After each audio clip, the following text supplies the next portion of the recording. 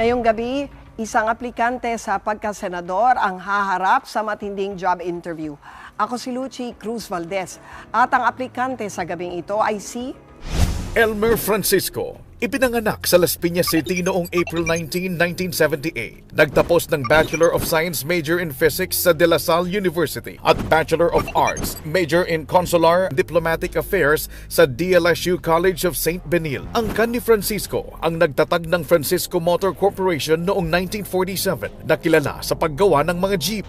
At nito lang 2017, binuo niya ang Elmer Francisco Industries na kalahok sa Jeepney Modernization Program ng gobyerno. Naging chairman din siya ng Media Relations and Communications Committee ng Cagayan de Oro Chamber of Commerce and Industry Foundation at consultant and special advisor ng Philippine Economic Zone Authority o PEZA. Magandang gabi sa iyo, Mr. Elmer Francisco. Magandang gabi rin, Luchi. Okay, sa unang bahagi ng ating programa, bubunot ka ng tanong sa aming fishbowl, babasahin ko, at may 1 minuto ka para sagutin. Okay. Okay, first question. Ano ang may tuturing mong bentahe mo kumpara sa ibang mga kandidato? Okay, siguro ang advantage na masasabi ko na meron ako is mahaba yung experience natin sa pagbibigay ng trabaho para sa mga Pilipino. Because our family since 1947, for 72 years nagbibigay tayo ng marami, daan-daang libong trabaho. O ipakilala Dahil mo kung anong negosyo ng pamilya mo. Yes, ang ginagawa ng Francisco ay yung mga Francisco Jeepney. Yes. So, gumagawa tayo since 1947. Ako naman, personally, 27 years na akong gumagawa ng jeepney. So, I was 14. I started, yes, making jeepneys with my father, actually, but he passed away already. So, yan. So, ang ginagawa natin is nagbibigay tayo ng sobrang daming trabaho para sa mga drivers, operators, pati mga manggagawa ng mga jeep. So, what we're doing is we're giving livelihood to them. We're not simply selling jeepneys. We're giving them livelihood or kabuhayan. But what makes you think that you can replicate this as a senator? Yes. Actually, ang problema, marami tayong mga kulang na batas. Number 1, kailangan natin ng national industrialization. We should be able to make our own engines. Ngayon kasi, yung ginagawa nating jeep, mahal. Yes. Mahirapang ma-afford ng mga ordinaryong mga operators dahil mahal kasi hostage tayo ng Imported ba yung makina? Yes, imported. Oo. So hostage tayo ng foreign companies. Pagdating diyan, pag sinabi na ganito yung presyo, wala tayong magagawa. Unlike kung gagawa tayo ng sarili natin, we can make it cheaper. O auto industry na, bakit limited to jeepneys? Yes, diba? yes. That's a whole industry. Actually, we have the capabilities. Yes. We have the capabilities. The only problem is we lack enabling laws to make it happen. Like, for example, how can we make engines dito ngayon sa Pilipinas kung wala tayong steel industry?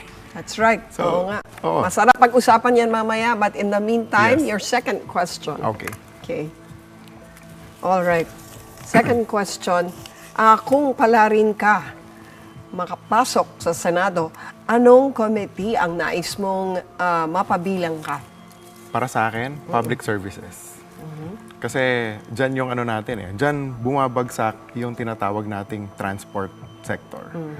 Pati yung yung para sa mga natin, yung mga mananakay natin.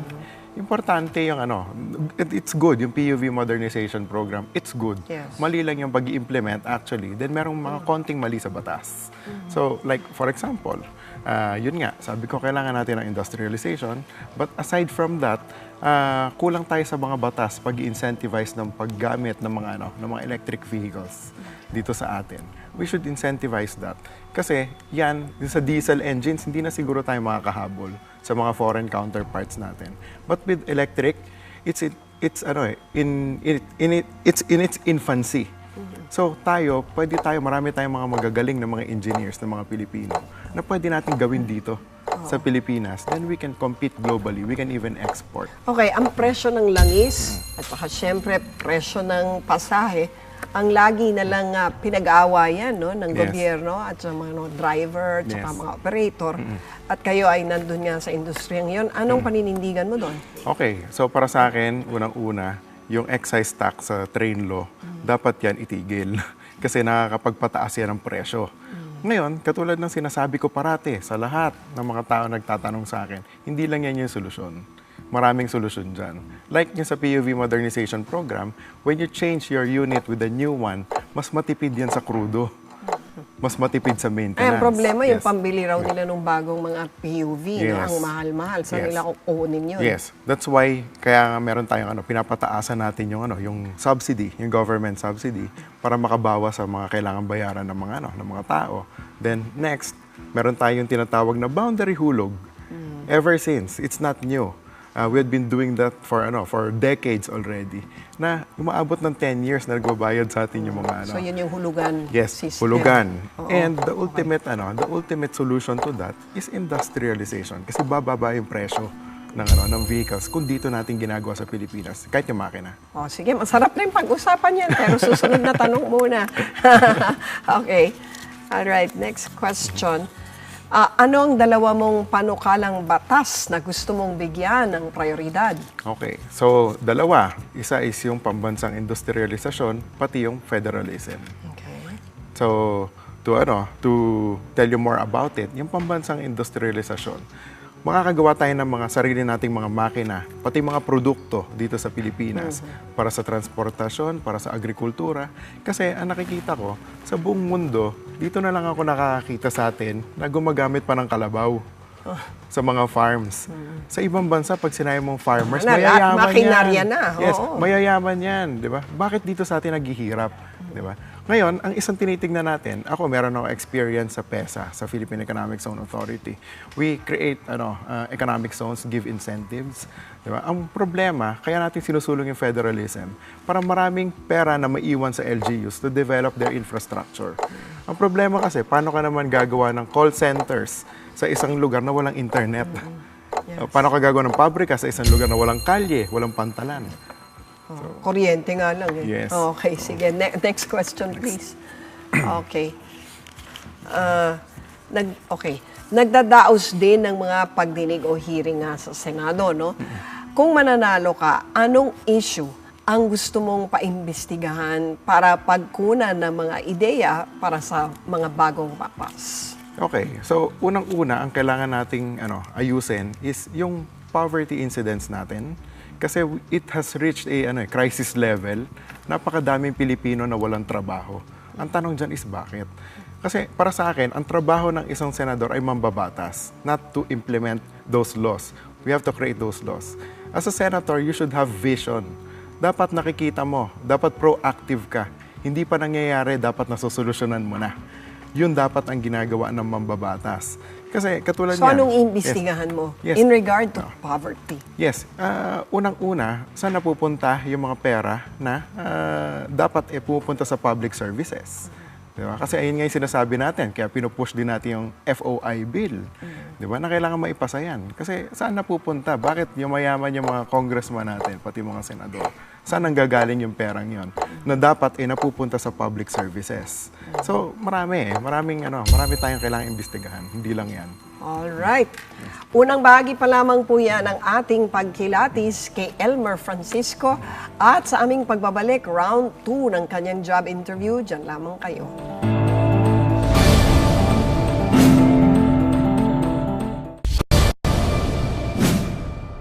Nagbabalik po ang aplikante sa Senado. Kasama pa rin po natin si Mr. Elmer Francisco. Sa round 2 ng usapan, syempre mga issue na sinimulan mo ng talakayin. No? Yes. Unahin na natin yung public transport. Kasi nga ikaw ay nagmamay-ari yung pamilya mo ng Francisco Motors.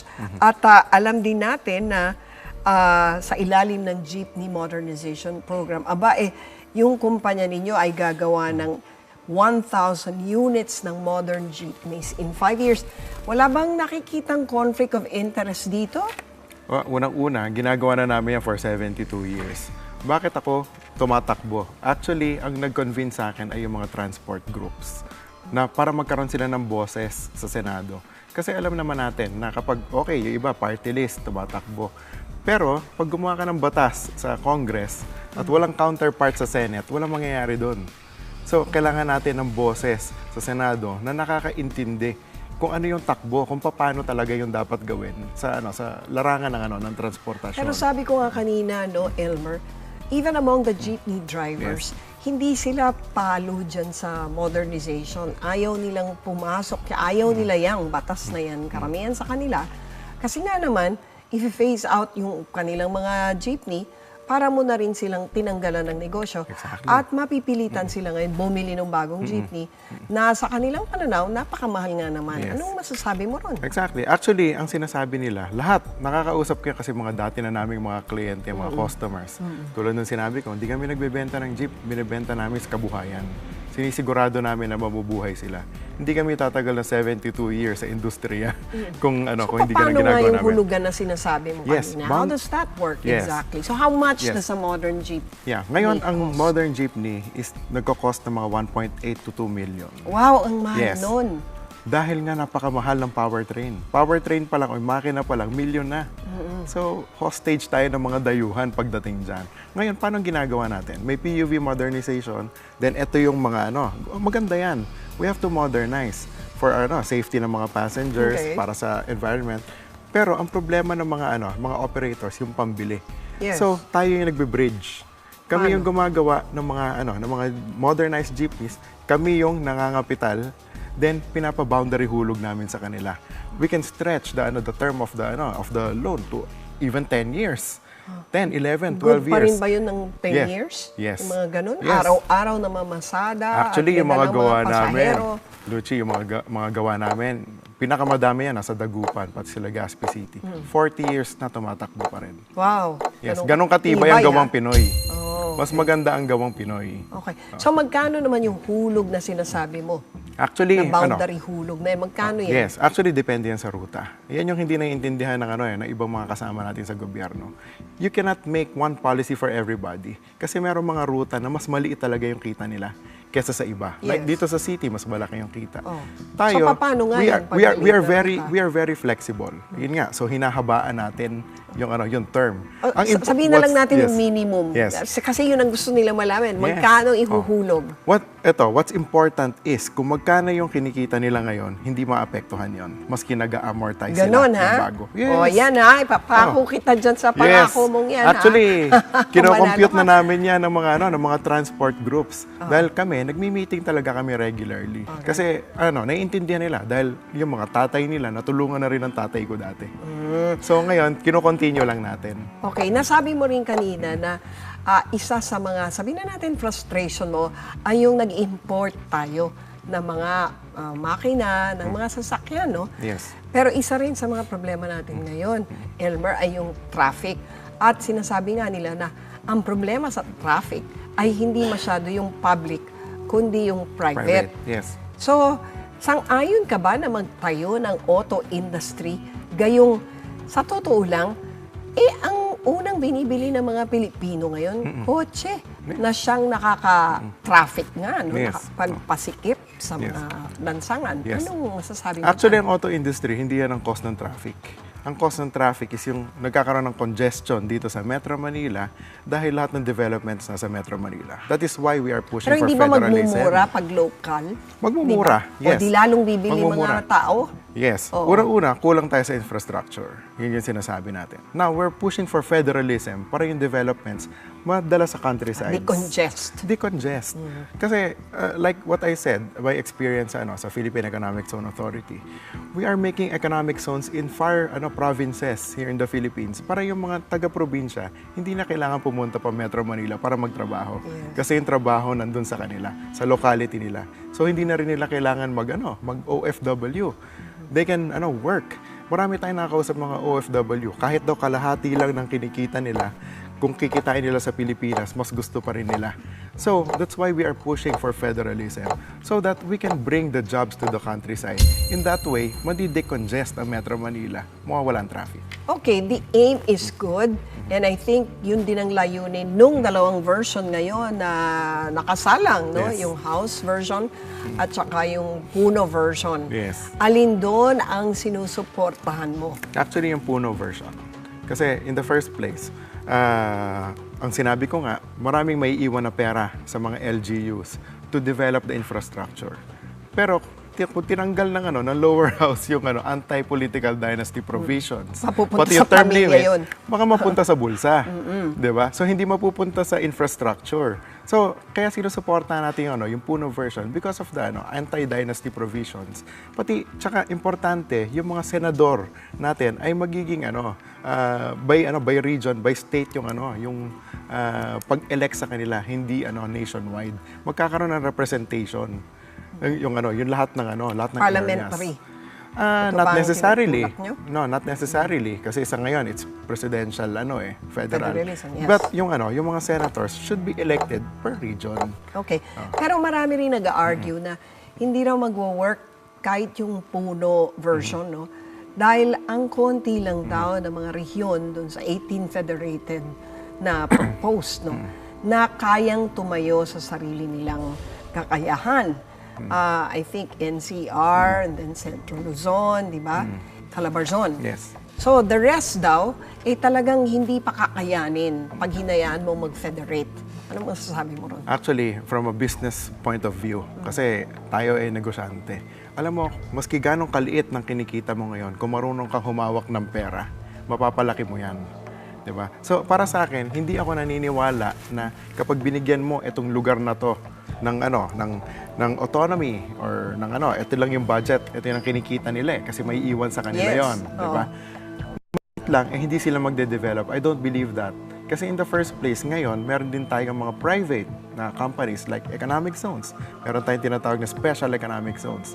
Private corporations develop, help the LGUs. Ayun yung tinatawag ng mga PPP. Diba? But in the, sabihin na natin interim, no?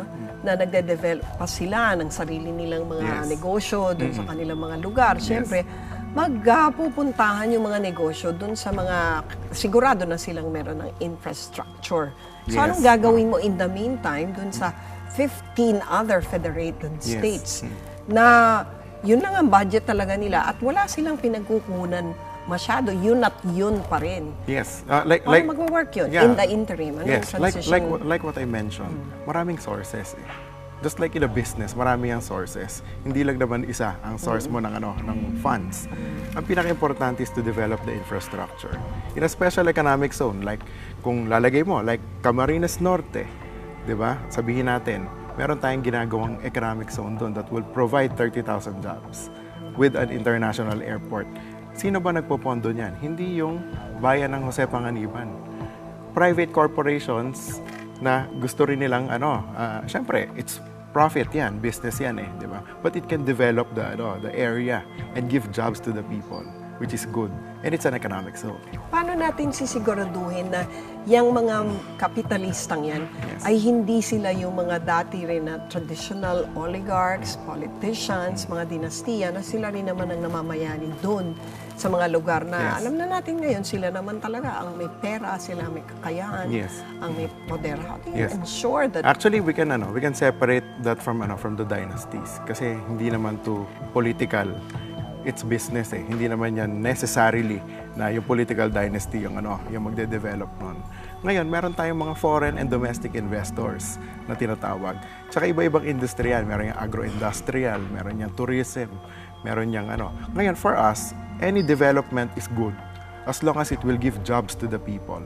Kasi katulad yan, ang nirereklamo ng mga tao, presyo ng bilihin. For me, aanihin mo yung murang presyo ng bilihin kung wala ka naman pambili. So, ang importante dito, pinaka-importante is job generation.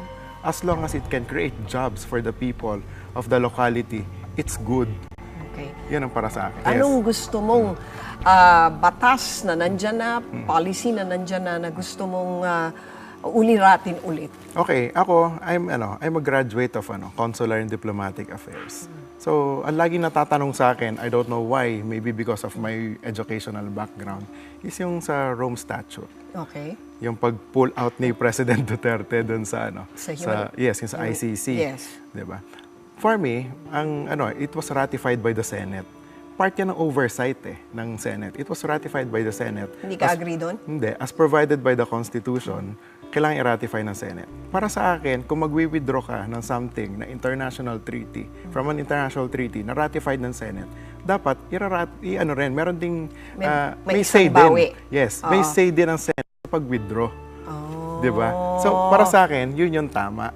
So, it's part of the oversight para maiwasan natin yung mga abuses of power. Do you think that was an abuse? Para sa akin, it's for personal interest. Yun ang masasabi ko. Interesting. Yes. Okay. Okay, hindi pa po tapos ang job interview ni Elmer Francisco. At sa aming pagbabalik, final round na po tayo. Ito ang aplikante sa Senado.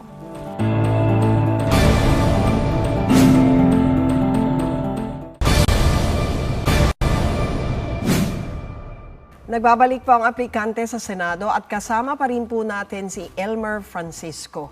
At sa huling bahagi ng aming tanungan, Elmer, you have 2 minutes to answer 10 questions. So dapat maiksi ang mga sagot. Okay, unang tanong. Kung isa kang sasakyan, anong sasakyan ka? Jeepney. At bakit? Jeepney, kasi ayan ang simbolo ng Pilipino.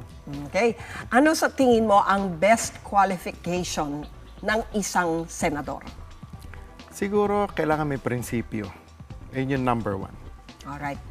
Pinaka-corrupt na government agency sa pananaw mo? Customs. Kung may babaguhin ka sa sarili mo, ano yun? Siguro, I should be more of a listener than a doer. Okay. Akala ko na talker. Okay. Worst president of the Philippines? Siguro si Noynoy. Ano ang pinakamagandang programang nagawa ng Duterte administration? Build, build, build.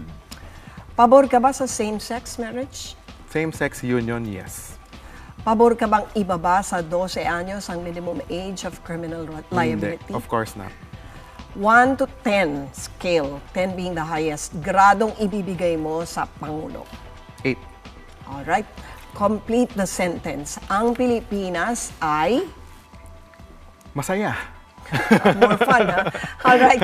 Maraming salamat sa iyo, Elmer Thank you, Francisco. Hindi po biro ang trabahong kanilang ina-applyan dahil sa kanilang kamay nakasalalay ang kapakanan ng bayan. Samahan niyo po akong kilalanin ang bawat aplikante sa Senado dahil bilang Pilipino, tungkulin nating alamin ang karapat-dapat iboto. Ako si Luchi Cruz-Valdes. Magandang gabi sa inyong lahat.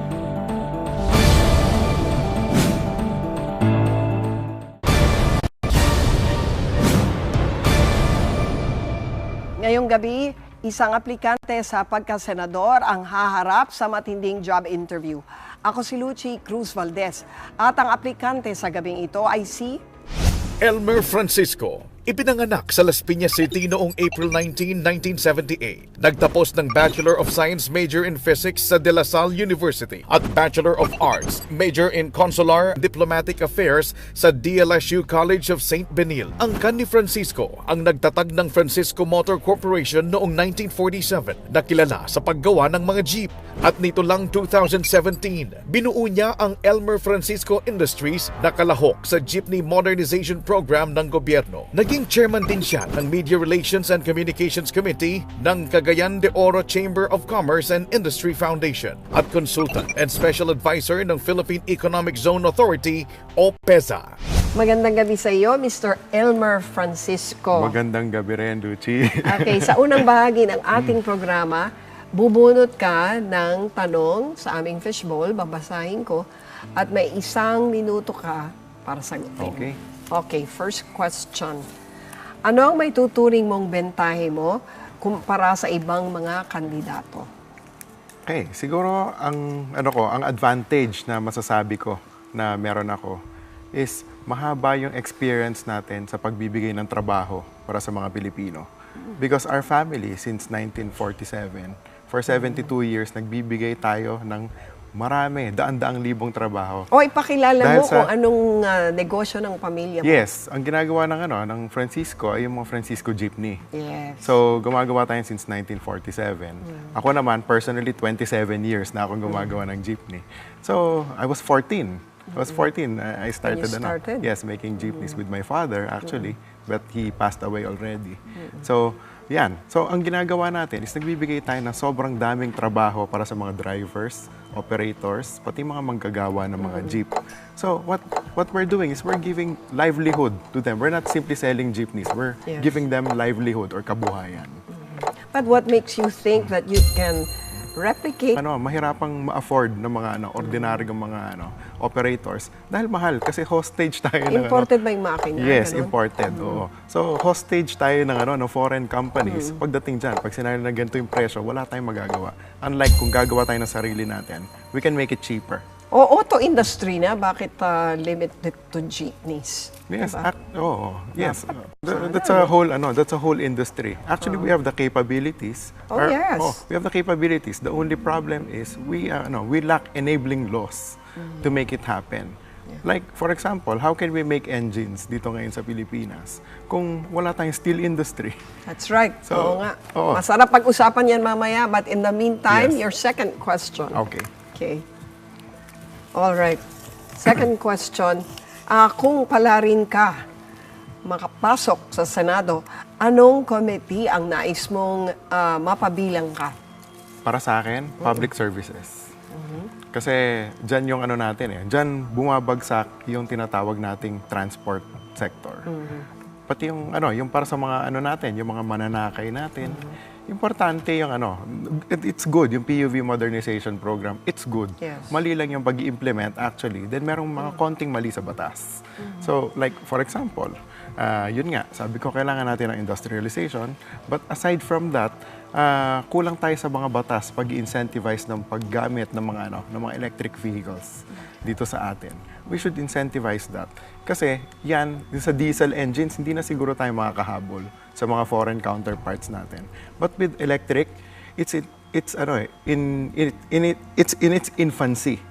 So marami tayong mga magagaling na mga engineers na mga Pilipino na pwede natin gawin dito sa Pilipinas. Then we can compete globally. We can even export. Okay, ang presyo ng langis at saka syempre presyo ng pasahe, ang lagi na lang pinag-aawayan ng sa mga driver, tsaka Yes. mga operator, at kayo ay nandun nga sa industriyang yon. Anong paninindigan mo doon? Okay, so para sa akin, unang-una, yung excise tax sa train law, dapat yan itigil. Kasi nakakapagpataas yan ng presyo. Ngayon, katulad ng sinasabi ko parati sa lahat ng mga tao nagtatanong sa akin, hindi lang yan yung solusyon. Maraming solusyon dyan. Like yung sa PUV Modernization Program, when you change your unit with a new one, mas matipid yan sa krudo. Mas matipid sa maintenance. Ay, ang problema, yung Yes. pambili raw nila ng bagong mga PUV, no? Yes. Ang mahal-mahal. Saan Yes. nila kukunin yun? Yes, that's why kaya nga meron tayong pinapataasan natin yung subsidy, yung government subsidy para makabawas sa mga kailangan bayaran ng mga tao. Then next, meron tayong tinatawag na boundary hulog. Ever since, it's not new. We had been doing that for decades already. Na umaabot ng 10 years na nagbabayad sa atin yung mga So, yun yung hulugan Yes, system. hulugan. Oo. And the ultimate solution to that is industrialization kasi bababa yung presyo ng vehicles kung dito natin ginagawa sa Pilipinas, kahit yung makina. O, sige, masarap na yung pag-usapan yan, pero susunod na tanong muna. Okay. Alright, next question. Ano ang dalawa mong panukalang batas na gusto mong bigyan ng prioridad? Okay, so dalawa. Isa is yung pambansang industrialisasyon, pati yung federalism. Okay. So, to tell you more about it, yung pambansang industrialisasyon, makakagawa tayo ng mga sarili nating mga makina, pati mga produkto dito sa Pilipinas para sa transportasyon, para sa agrikultura. Kasi ang nakikita ko, sa buong mundo, dito na lang ako nakakita sa atin na gumagamit pa ng kalabaw sa mga farms. Sa ibang bansa, pag sinabi mong farmers, mayayaman makinarya yan. na. Yes, Oo. mayayaman yan, di ba? Bakit dito sa atin naghihirap, di ba? Ngayon, ang isang tinitingnan natin, meron ako experience sa PESA, sa Philippine Economic Zone Authority. We create economic zones, give incentives. Diba? Ang problema, kaya natin sinusulong yung federalism para maraming pera na maiwan sa LGUs to develop their infrastructure. Ang problema kasi, paano ka naman gagawa ng call centers sa isang lugar na walang internet? Yes. Paano ka gagawa ng pabrika sa isang lugar na walang kalye, walang pantalan? Kuryente nga lang eh. Yes. Okay, sige. Next question, please. Okay. Nagdadaos din ng mga pagdinig o hearing nga sa Senado, no? Kung mananalo ka, anong issue ang gusto mong paimbestigahan para pagkunan ng mga ideya para sa mga bagong batas? Okay, so unang-una ang kailangan nating ayusin is yung poverty incidence natin. Kasi it has reached a crisis level. Napakadaming Pilipino na walang trabaho. Ang tanong dyan is bakit? Kasi para sa akin, ang trabaho ng isang senador ay mambabatas, not to implement those laws. We have to create those laws. As a senator, you should have vision. Dapat nakikita mo, dapat proactive ka. Hindi pa nangyayari, dapat nasusolusyonan mo na. Yun dapat ang ginagawa